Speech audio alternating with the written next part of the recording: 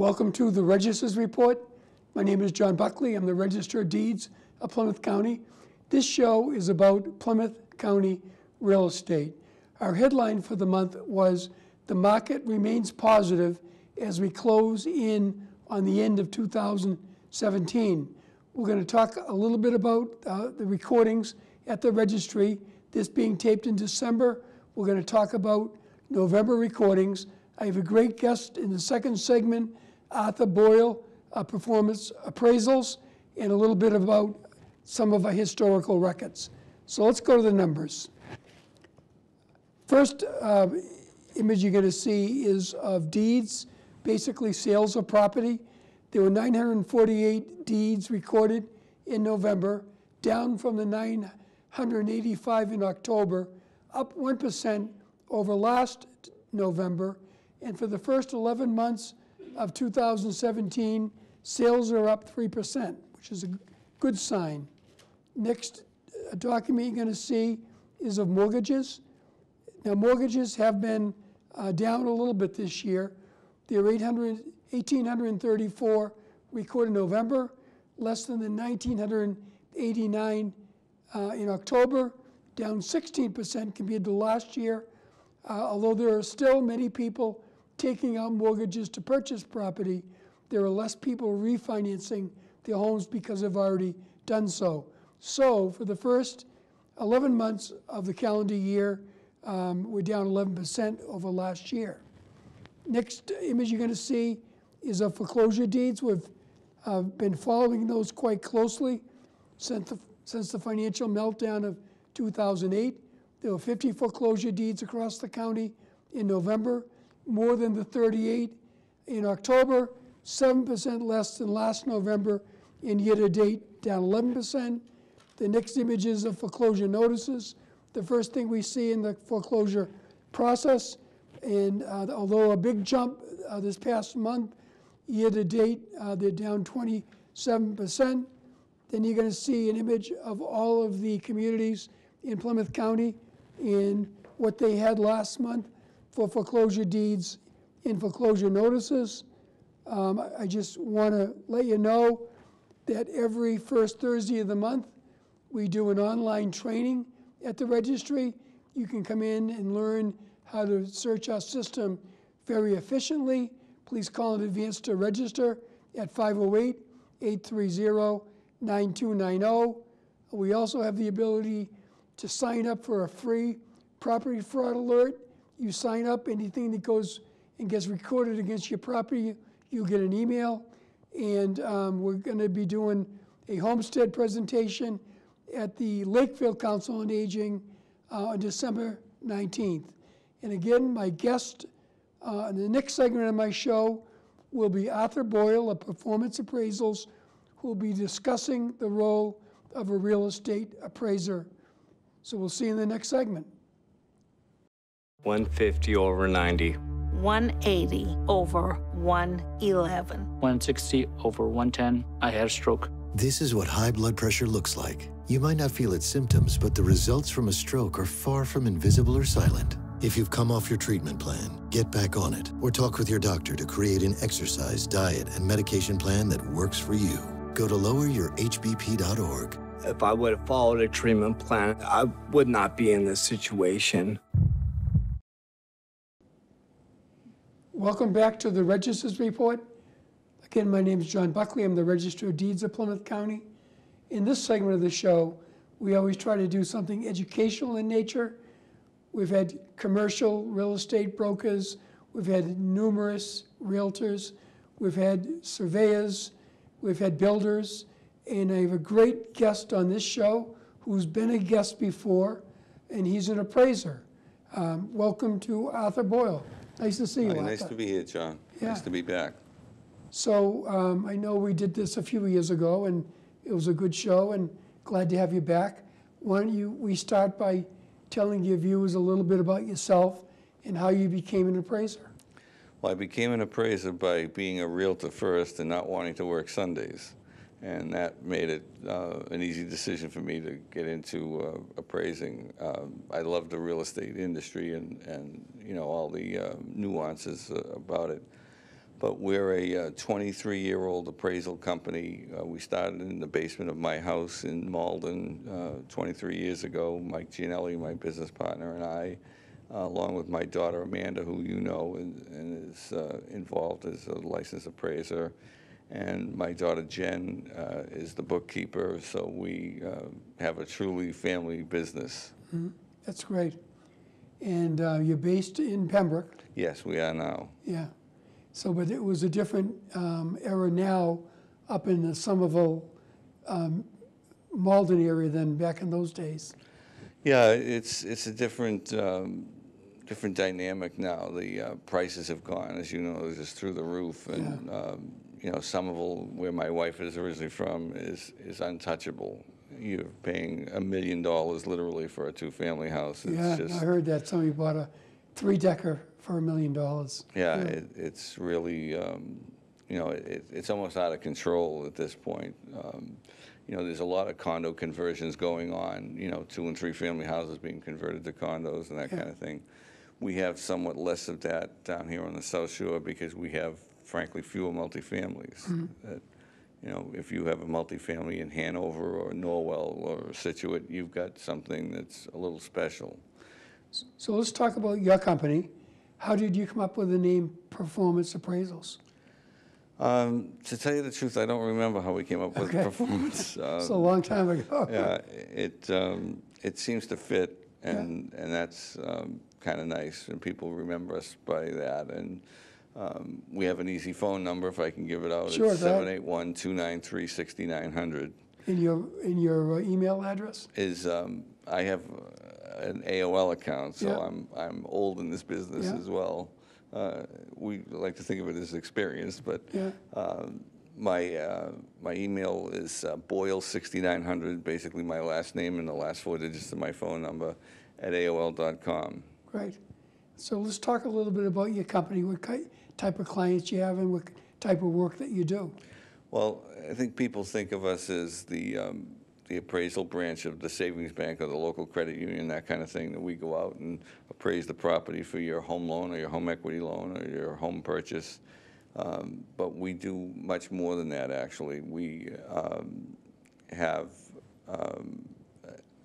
a list of clients that are attorneys and you know, private parties, and you know, the attorneys. We do work for, you know, divorce cases for the division of marital property. We do work for, you know, probate and estate planning attorneys, and you know, we even do work for private homeowners that, you know, they're thinking of selling, or somebody who's thinking of buying. They want to know what the fair market value of their property is and what they should expect to get as a sale price. And that's, I think, always money well spent and a good decision, because you're taking somebody, no knock on the realtors, because they are a fantastic group of people and they're a great source of knowledge for us, but they have a stake in the game. I use the term, I don't have a horse in the race. You know, I'm not going to get a commission based on what the house sells for. So, you know, I'm going to come in, do my job, give you a figure, and you can do what you want with it at that point. But, you know, there are people that are putting their houses on the market now because there's such a perceived shortage of inventory that they're putting it on at an inflated price, and in some cases they're getting close to it. In other cases, the house sits on the market for 3 or 4 months, and you know, either it gets the price reduced or it, you know, dies a natural death on the broker pipeline. And realtors have that challenge, depending upon the different mindsets of sellers, you know. So who typically calls you to get an appraisal started? The lender or the attorney assigned to the closing? Generally, it's the lender. Okay. They assign them some through, there's a new concept called AMCs, appraisal management companies, and Okay. We do a limited amount of work with them because they have a stake in keeping the borrower happy and keeping the bank happy, and sometimes their interests are, you know, polarized, and you know, it's a way to design an independent appraisal process, but the federal government has taken the regulations too far, in my opinion, at this point. They don't want any contact between the appraiser and the loan originator or the origination staff, and there are just times where you need to talk to them. You know, you've got a house that is next to a gas station or something, and you have knowledge of a 21E issue that the gas tank has leaked. It's leached onto the property next door that's residential. You need to express that to the bank, and you can do it through email and lose a day and that kind of thing. But there's still nothing like the old telephone to give the lender a heads up, because they need to know it as soon as possible as well, because it's going to make a difference in whether they lend at all on the property, or if they amend how much they'll lend on it or something like that. So once you get the call, how do you start your process, and what do you use for resources to do your job? we try to get out to the property within 48 hours of the phone call, and we try to turn the report in the 3 or 4 or 5 days, and maybe 7 days in a complicated job, to give the client as much advance notice of any problems or any deficiencies or that kind of thing. And your client in those calls is the lender? Is the lender in most cases. Yeah. And in private appraisals, you don't have the problem of having a third party standing in the way. You've got a direct relationship with the client, where you can say, you're buying a house next to a fire station. You need to be prepared for the fact that fire trucks come out of those buildings, and they are loud, and all hours of the day. Yeah. It's some people tend to fall in love with a house or a location or that kind of thing, and you're bringing ants to the picnic when you you say that there's something wrong with it. It may be that it's sinking on one end of the foundation, or the garage has got termites, or you've got a two-family house that's supposed to be a legal single, and you've got the complication of trying to rectify that with the town. And you need to do comparative values? Yes, most of the work that we do, we're residential appraisers. Most of the work that's done by us is based on comparable sales and competing market sales and listings. And do you end up doing a written report for the lender? Yeah, we do a written report for all the clients that we deal with, because you've got to have something that they can work from, to see that they agree. I mean, they may disagree and, ask you to, provide other comparables, or to consider other sales that they think may be more suited to, evaluating the property. It doesn't happen very often, because we are, experienced people. Mike and I have got 30 years plus apiece in the industry. Amanda is in her 20th year, as hard as that is to believe. She started as a college kid. Wow. And got licensed early on, and she does a terrific job, and she's great with the clients, and as I say, she's a relative, but she does a good job, and we hope to get her on your show at some point. Oh, sure, in the that'd be future. great. So outside of the work for the lenders in terms of residential real estate, you also do estate work, I think you mentioned before? Yeah, upon the passing of somebody who either has, 20 heirs, or they don't have any heirs, you still got to come up with a figure on the, for tax purposes, or, estate purposes. You've got to come up with a defined value, and, a specific date perhaps. Somebody may have passed away 6 months ago or a year ago, and you've got to go back in the records and research what properties were selling for in February of 2016 or something. Yeah. So, It's a little more complicated, yeah, there's a right? lot of Yeah. research, but as I say, it's a challenge. Every property is different, Right. and it's kind of a fun business.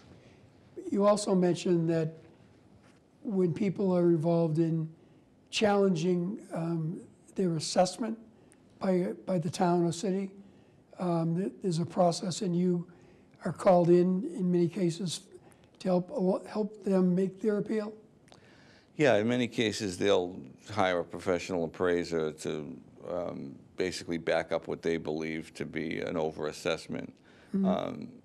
You'll actually find in most cases that if they knew the process, that they would probably take much more of it on themselves. But you know, we have the advantage of doing one house at a time, where a municipality does it on a mass appraisal basis. They do it by neighborhoods and by styles and by square footage Right. and that kind of thing, and they come up with as clean a general How many number as bathrooms, possible. all that kind of stuff? Yeah, exactly. And you will get, you know, sales figures. You know, an assessment in 2017 is being based on property sales that go back as far as 2015, you know, the end of 2015 and the beginning of 2016. So you've got to know, you know, what you're comparing, you know, so you compare apples and apples. It's, you know, it's not always easy, and, you know, the client doesn't like the bad news a lot of times, but I think you'll find most municipalities, their assessors do a pretty good, thorough, accurate job. We do find, you know, at times that there are, you know, overassessments, and, you know, we try to, you know, advise them to settle it, you know, as best they can with the, you know, the local board of assessors. But there are times where you go to the appellate tax board on the state level, and So they we've have, been there a couple of if times. there's no agreement at the local level, they appeal it to the state agency that can make a decision, supposedly an independent arbitrator, right? Mm-hmm. To make a decision on the differences between the two different values, right? The Right. town's value and the homeowner's value. Right, and And how does that work? That's an informal proceeding or a formal proceeding? well, it's informal in the sense that it doesn't have the atmosphere of a courthouse. Okay. But it is a final determination, basically. Now, do you And, actually have to testify, or does your report get entered as evidence? Well, the report gets entered, but you often get called upon to, you know, back up your report, Okay. basically. Before the, what is it? It's not a judge. What is it, a arbitrator, or what is it? A magistrate of A some sort. magistrate, yeah. okay, sure. Yeah, and we don't do a lot of them because there's not a lot of them to do. Right. Because by the time Costs you, money for people yeah. to do it, yeah. Yeah, and frankly, the savings that they may get if they get the entire reduction might be just about enough to offset the cost of the Right, so appraisal. that's a judgment Yeah, and- called by the taxpayer. Right, and yeah. we tell them up front what to expect, Right. what to expect in costs and that kind of thing. And, you know, it's very often they try to, you know, make an arrangement, a compromise with the municipality. Yeah, I know and- that a lot of people try to do it the first step.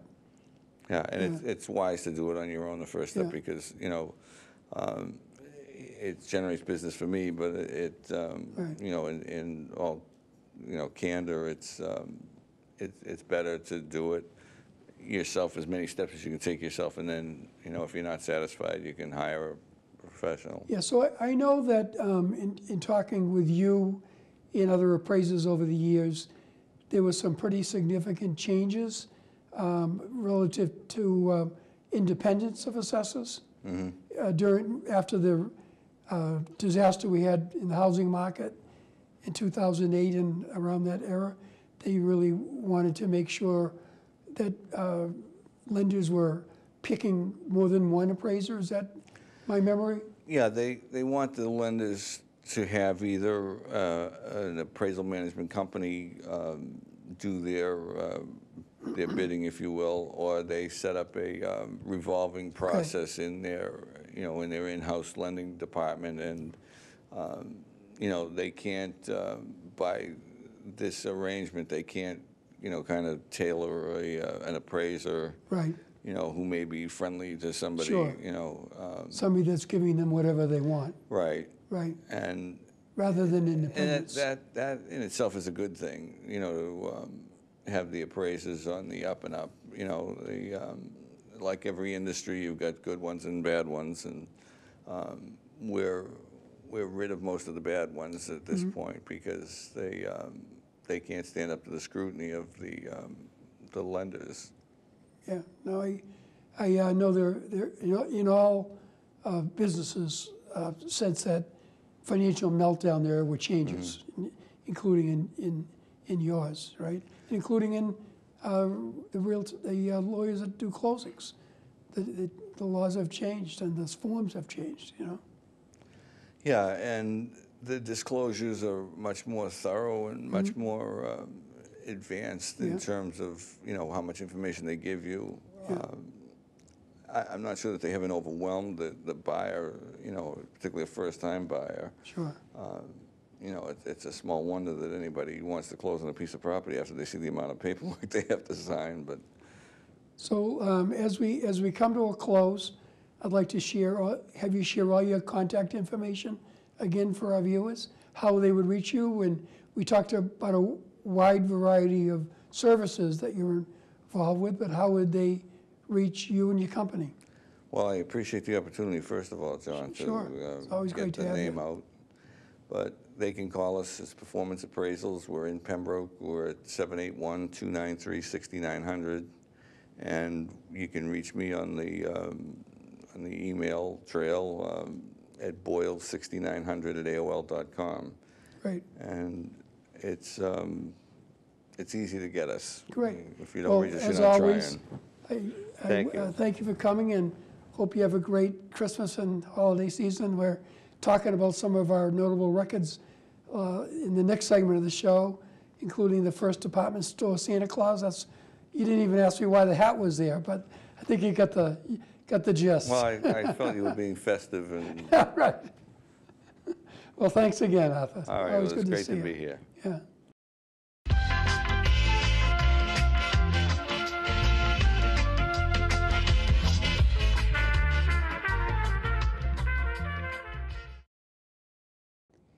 Welcome back to the Register Report. Again, my name is John Buckley. I'm the Register of Deeds of Plymouth County. I want to thank Arthur Boyle of Performance Appraisals. Arthur always does a tremendous job describing what his company and appraisers in general do. And I have heard a lot of great things about his company over the years, but I think he did a great job explaining that process. In this segment of the show, we always try to do something lighter in nature. We talk about the holidays for the month. We talk about some of the very important and historical land records that we have at the registry. So in the month of December, Advent started on December 3rd. Hanukkah started last night, on the 12th. The winter solstice will be the 21st. Christmas, the big holiday of Christmas, is the 25th, and Kwanzaa the 26th. So we always try to do something from our notable land record collection, and we have 3 examples again this month. I want to mention Reginald Fessenden. He was a Canadian-born engineer that established a broadcast tower in the Brant Rock section of Marshfield, and he broadcasted the first 2-way Atlantic radio broadcast in 1906 between Brant Rock and Scotland.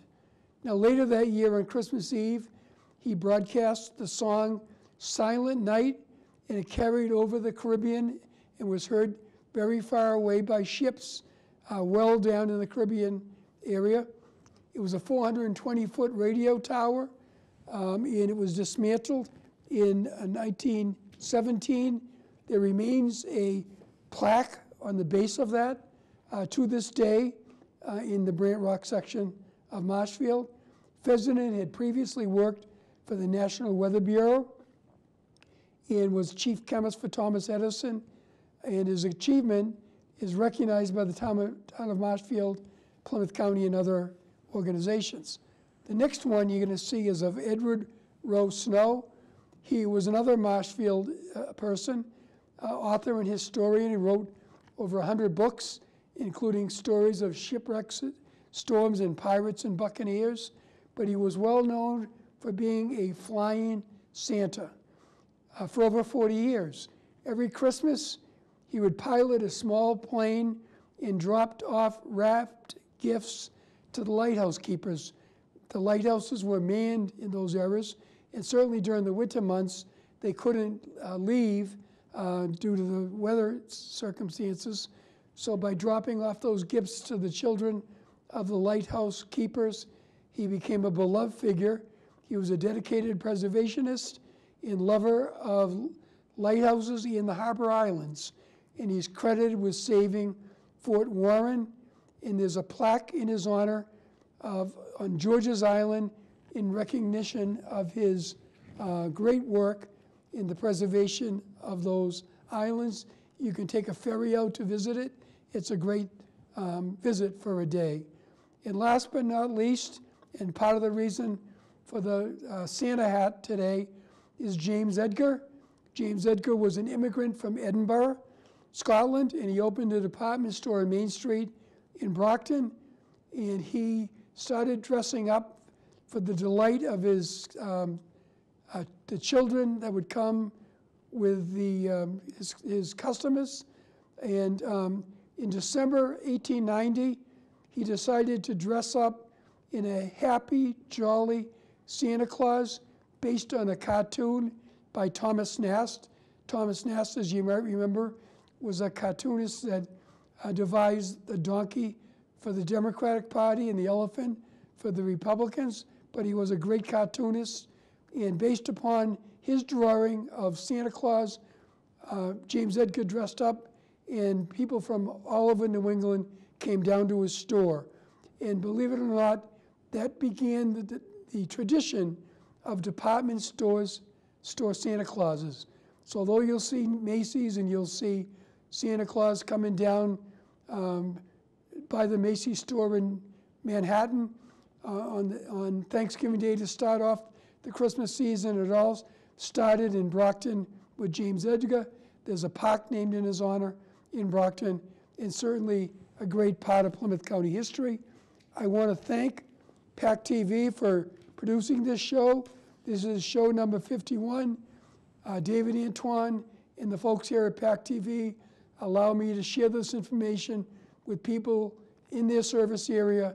Certainly for most people, their homes are their most valuable asset, and anything we can do to help people in that area is a good thing, and thank you very much. I thank them for allowing me to produce this show. So we'll see you next month. Have a great holiday season.